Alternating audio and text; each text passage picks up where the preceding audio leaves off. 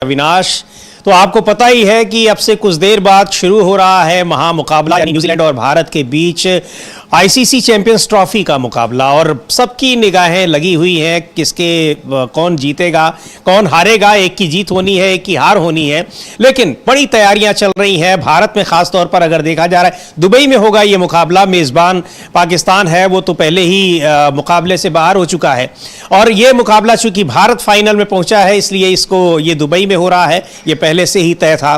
तो इस मुकाबले में दोनों ही टीमों का मजबूत टीमें हैं, दोनों की बैटिंग लाइन बॉलिंग लाइन मजबूत है। हालांकि फील्डिंग लाइन में अगर देखा जाए तो जरूर न्यूजीलैंड थोड़ी भारी पड़ती है भारतीय टीम से, लेकिन उसकी भरपाई यहां की जो बॉलिंग लाइन और बैटिंग लाइन है उससे हो जाती है। तो भारतीय टीम का जो चैंपियंस ट्रॉफी में अगर हम देखें, रिकॉर्ड देखें तो बेहतरीन रहा है, जबरदस्त रहा है, उसका प्रदर्शन बहुत बढ़िया रहा है। क्या ऐसे फैक्टर्स हैं अविनाश जिनको लेकर दोनों टीमों की तुलना की जा रही है? अगर देखा जाए तो मैच से पहले, अब मैच में क्या होगा वो हम सब लोग देखेंगे ही, लेकिन अगर एक लाइन में ये बात पूछें कि कौन सी टीम भारी पड़ रही है, दिखाई पड़ रही है अभी की स्थिति में, तो आप किसको बताएंगे?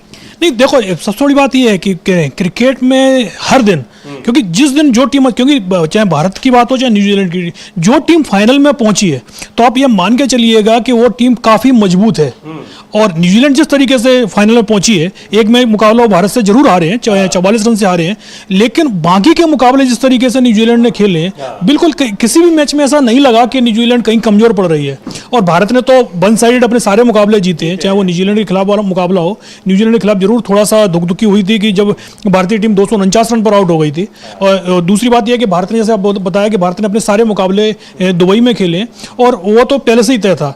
अब आज फाइनल मुकाबले में सीधा, क्योंकि न्यूजीलैंड भी यहाँ खेल चुका है, न्यूजीलैंड के लिए भी दुबई का मैदान अपरिचित मैदान नहीं है। इस विकेट पर वो भारत के खिलाफ एक मुकाबला खेल चुके हैं, तो न्यूजीलैंड को भी पता है कि भारत की मजबूती क्या है और ये विकेट किस तरीके का व्यवहार करता है। और भारत तो खैर लगातार खेल ही रहा है, तो जो टीम आज अच्छा खेलेगी, और न्यूजीलैंड के बारे में कहा जाता है कि वहाँ कोई स्टार नहीं होता, वो पूरी टीम वर्क, एक तरीके से टीम वर्क चलता है, और टीम में कौन सा खिलाड़ी उस दिन अच्छा खेल जाता है और वही एक तरीके से मैच जिता ले जाता है।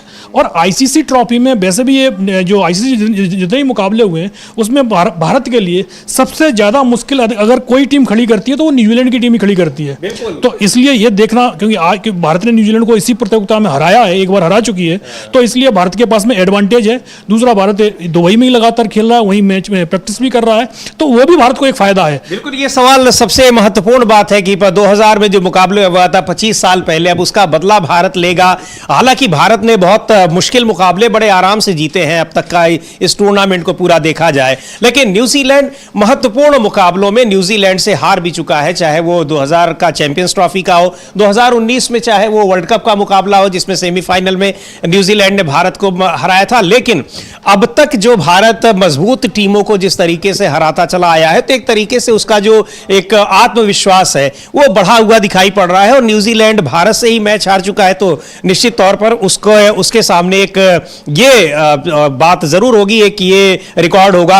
एक बार भारत में जिस तरीके से दुआएं हो रही हैं महत्वपूर्ण मुकाबले में, अक्सर ये हम देखते हैं, तो कई जगहों पर खबरें आ रही हैं कि वहां हवन चल रहे हैं, भारत के जीतने की प्रार्थनाएं की जा रही हैं। कुछ देखेंगे उस तरह के विजुअल्स भी, लेकिन ये सारी चीजें दिखा रही है कि मनोवैज्ञानिक रूप से भारत न्यूजीलैंड की तुलना में ज्यादा मजबूत दिखाई पड़ रहा है। हालांकि रिकॉर्ड्स के हिसाब से देखें तो कुछ मुकाबलों में, इस तरह के जो महत्वपूर्ण मुकाबले हैं सेमीफाइनल और फाइनल में, वहां न्यूजीलैंड का पलड़ा थोड़ा सा भारी दिखाई पड़ रहा है। हाँ, यदि देखा जाए तो अभी जो टेस्ट चैंपियनशिप चल रही है, इसका फाइनल ऑस्ट्रेलिया और साउथ अफ्रीका के बीच में होना है। टेस्ट चैंपियनशिप में भी भारत यदि फाइनल में नहीं पहुंच पाया तो उसका कारण भी न्यूजीलैंड ही था। न्यूजीलैंड ने भारत को 3 मैचों की जो टेस्ट सीरीज थी भारत में हुई थी, तीनों मैच हरा दिए, जबकि इससे पहले भारत कई सालों से अपने देश में कोई टेस्ट नहीं हार रहा था, और न्यूजीलैंड के कारण ही भारत टेस्ट चैंपियनशिप से बाहर हुआ। और न्यूजीलैंड के, जो आप बता रहे हैं 25 साल पहले जिस तरीके से फाइनल में भारत और न्यूजीलैंड का मुकाबला हुआ था, तो उसका देखा जाए तो यदि आज भारतीय टीम जीतती है तो उसका बदला भी एक तरीके, जो जिस तरीके से फैंस लगातार ट्वीट कर रहे हैं कि भाई बदला चुकाने का मौका है, तो देखा जाए तो भारतीय टीम मजबूत दिखाई दे रही है, इसमें कोई डाउट नहीं है। एक बार भारत हरा भी चुका है, और दूसरा मुद्दा यह भी है कि आज जो टॉस है वो भी बहुत महत्वपूर्ण होने वाला है भारत के लिए। तो ये देखा जाए तो पिछले 14 टॉस हार चुके हैं, तो 15वां टॉस हारते हैं कि जीतते हैं, यदि भारतीय टीम टॉस जीतती है तो ये मान के चलिएगा कि भारत का पलड़ा बहुत ज़्यादा भारी हो जाएगा, क्योंकि टॉस यदि भारत जीतेगा तो भारत पहले बल्लेबाजी ही करना चाहेगा। और यही चीज़ न्यूजीलैंड यदि टॉस जीतेगी तो आप देखिएगा न्यूजीलैंड भी पहले बल्लेबाजी ही करेगी, क्योंकि भारत के जो 4 स्पिनर हैं, 4 विशेषज्ञ स्पिनर हैं, कोई भी टीम दूसरी पारी में भारतीय स्पिनरों का सामना नहीं करना चाहती। लेकिन दुबई में आप भारत ने जो 5 में मुकाबले खेले हैं उसमें से 5 में से 3 मुकाबले बाद में खेलते हुए रनों का चेस किया है, तो इसलिए यदि न्यूजीलैंड पहले खेलता है तो भारत को बहुत ज़्यादा असर शायद ना पड़े। लेकिन यदि भारत टॉस जीतकर पहले बल्लेबाजी कर जाता है तो फिर न्यूजीलैंड के लिए परेशानियां बहुत ज़्यादा बढ़ जाएंगी। और इसीलिए सबसे पहली बात तो यही है कि टॉस पर सबसे ज़्यादा ध्यान है। यदि टॉस न्यूजीलैंड जीतेगा तो उसके बाद ही माना जाएगा मुकाबला काफ़ी क्लोज हो सकता है।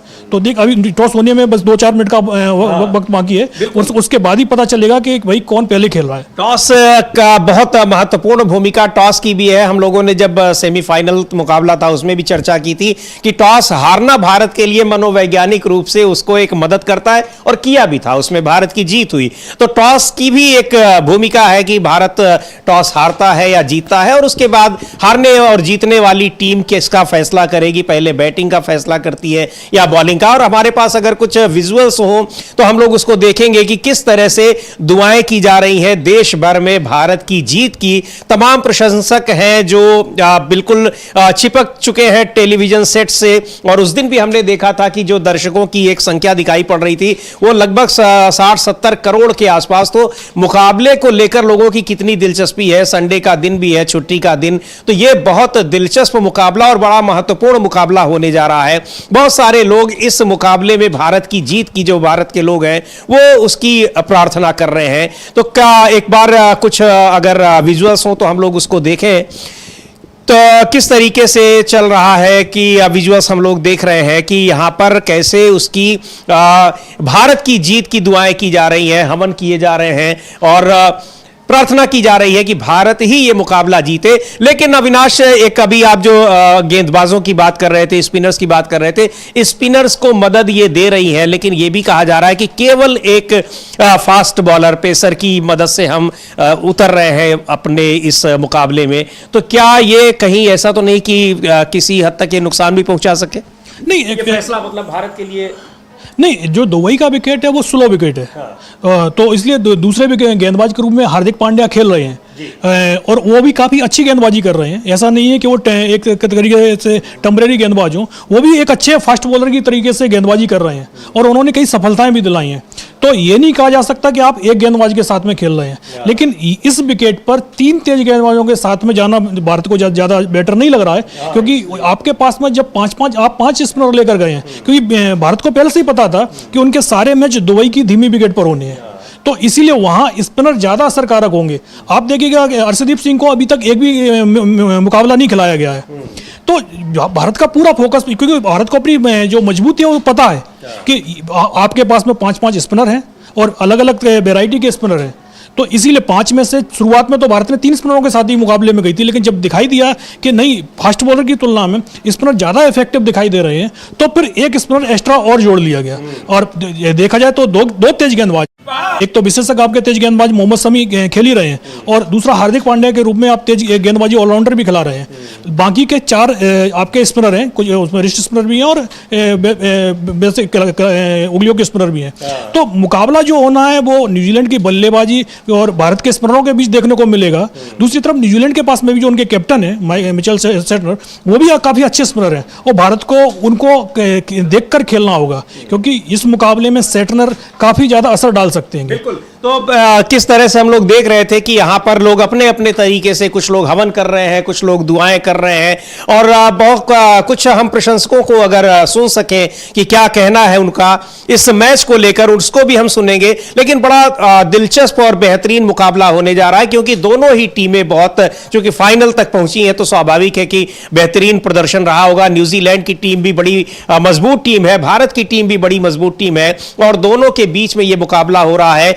एक मुकाबले में, इसी पूरे टूर्नामेंट में अगर देखा जाए तो एक मुकाबले में न्यूजीलैंड भारत से हार चुका है, लेकिन न्यूजीलैंड तमाम ऐसे बड़े मुकाबलों में अक्सर उलटफेर करने की जो क्षमता रहती है, अक्सर देखा गया है। कुछ मुकाबलों में उसने भारत को भी मात दी है, और जैसे अभी की बात कर रहे थे 25 साल पहले, जो चैंपियंस ट्रॉफी में ही भारत का एक तरह से बड़ी मजबूत स्थिति में था, लेकिन उस समय भी न्यूजीलैंड के एक खिलाड़ी ने इतना बेहतरीन प्रदर्शन किया कि भारत से वो मैच उसने जीत लिया। तो ये क्रिकेट को कहा ही जाता है कि अनिश्चितताओं भरा खेल है, और सभी खेल इस तरह से होते हैं कि खेल खेल ही होता है, उसमें कब कौन भारी पड़ जाए तो बहुत और यही सारी चीजें भी होती हैं उसमें जो मायने रखती हैं। सबसे बड़ी बात होती है कि कोई टीम कितनी मजबूत है, लेकिन खिलाड़ियों का प्रदर्शन उस दिन कैसा होता है, यह सबसे अहम बात है। हाँ, बिल्कुल सही बात है, क्योंकि हर दिन अलग दिन होता है। आपने देखा होगा इससे पहले भी मुकाबले हुए थे, जैसे T20 वर्ल्ड कप हुआ था, तो भारत ने अपना पहले मुकाबले में पाकिस्तान को हराया, लेकिन फाइनल मुकाबले में जाकर आप 10 विकेट से हार जाते हैं। तो जाहिर सी बात है, आप उस दिन कैसा खेलते हैं। पूरा टूर्नामेंट आप देख लीजिए, जब भारत में वर्ल्ड कप हुआ था, भारत अनबीटन फाइनल तक पहुंचा था, ऑस्ट्रेलिया को भी हराया था, लेकिन फाइनल मुकाबले में भारत ऑस्ट्रेलिया से हार गया। तो फाइनल मुकाबले में आपको अपना बेस्ट देना जरूरी है। आप फाइनल मुकाबले में यदि आप अच्छा नहीं खेल पाते हैं, तो बाकी आपने क्या लीग में मैच में किस तरीके का परफॉर्मेंस किया था वो मायने नहीं रखता है। फाइनल वाले दिन जो भी खिलाड़ी अच्छा प्रदर्शन करता है, तो उसका अलग ही क्रेडिट होता है कि आप फाइनली ध्यान रखते हैं। आप बाकी लीग मुकाबले में चलो विराट कोहली का 100 आया पाकिस्तान के खिलाफ, लेकिन आप फाइनल में न्यूजीलैंड के खिलाफ क्या परफॉर्मेंस देंगे वो ज़्यादा याद रखा जाएगा। वैसे तो विराट कोहली की बाकी की दोनों पारियां थी, जिस तरीके से उन्होंने ऑस्ट्रेलिया के खिलाफ 84 रन बनाए, पाकिस्तान के खिलाफ अनबीटन 100 रन बनाए, तो उस तरीके से कहा जा रहा है कि विराट कोहली पर जो फाइनल मुकाबला है उसमें भी उनके ऊपर निगाहें हैं। और दूसरी बात यह कि जिस तरीके का स्टार्ट रोहित शर्मा लगातार दे रहे हैं भारत को, वो स्टार्ट तो तेज दे रहे हैं, लेकिन 30-35 रन तक पहुंचते पहुंचते वो आउट हो जाते हैं। अगर रोहित शर्मा 20-25 ओवर तक आज मैदान पर टिके रहते हैं, तो ये मान के चलिएगा मुकाबला पूरी तरीके से भारत की गिरफ्त में आ जाएगा, क्योंकि वो जिस तरीके से खेलते हैं। और अभी अविनाश, आपको 1 मिनट रोकूंगा। अभी ब्रेकिंग खबर आ गई है कि टॉस हो चुका है और टॉस जीता है न्यूजीलैंड ने। तो न्यूजीलैंड ने टॉस जीता है एक तरीके से। अब एक बार फिर भारत टॉस हारा है, और जिसकी चर्चा पिछले मैच में भी हुई थी, तो इस फाइनल मुकाबले में न्यूजीलैंड ने टॉस जीत लिया है, भारत टॉस हारा है। पूरे अगर टूर्नामेंट को देखें तो टॉस हारना भारत के फेवर में जाता रहा है। अब एक बार फिर इस फाइनल मुकाबले में भी भारत टॉस हार गया है। तो एक जो हम लोग मनोवैज्ञानिक बढ़त की बात कर रहे थे, तो मनोवैज्ञानिक बढ़त एक तो ये थी कि न्यूजीलैंड को भारत हरा चुका है, और दूसरी मनोवैज्ञानिक बढ़त उसको मिलती दिखाई पड़ रही कि एक बार फिर टॉस हार गया है। हाँ, भारत एक चैंपियंस ट्रॉफी का ही टॉस नहीं हारा है, ये भारत लगातार 15वां टॉस हारा है। और दूसरी चीज, एक चीज और बता दें, इंटरेस्टिंग आपको बता दें कि चैंपियंस ट्रॉफी के जो पिछले फाइनल के 4 टॉस हुए हैं, उनमें जो टीम टॉस जीती है वो फाइनल मुकाबला हार गई है। तो पांचवें मुकाबले में जो टीम टॉस जीती है, कि क्या उसी तरीके का रिजल्ट आएगा जैसे बाकी 4 मुकाबलों के आए चैंपियंस ट्रॉफी के फाइनल्स के।